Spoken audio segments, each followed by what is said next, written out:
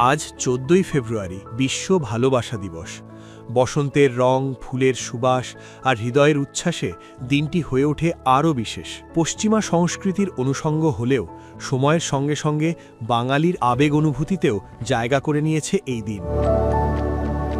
শুধু প্রেমিক প্রেমিকার জন্য নয়, মা বাবা, স্বামী স্ত্রী, ভাই বোন, সন্তান কিংবা বন্ধুর প্রতিও ভালোবাসা প্রকাশের দিন এটি। উপহার দেওয়া নেওয়া, একসঙ্গে সময় কাটানো, ফুল, চকলেট, শুভেচ্ছা কার্ড কিংবা ছোট কোনো চিরকুট সব মিলিয়ে ভালোবাসা জানানোর নানা আয়োজন থাকে দিন জুড়ে।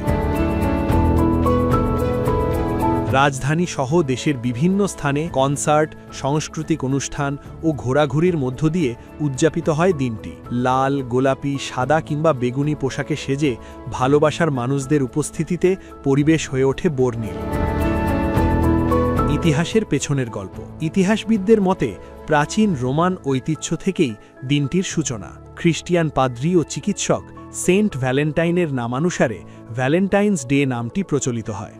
বলা হয় 270 খ্রিস্টাব্দের 14ই ফেব্রুয়ারি রোমান সম্রাট ক্লডিয়াস গথিকাসের আমলে আহত সৈন্যদের চিকিৎসা করার অপরাধে তাকে মৃত্যুদণ্ড দেওয়া হয়। মৃত্যুর আগে তিনি একটি চিঠিতে সই করেছিলেন, ফ্রম ইয়র ভ্যালেন্টাইন। সেখান থেকেই ভালোবাসার বার্তা পাঠানোর ঐতিহ্য শুরু হয়েছে বলে ধারণা করা হয়।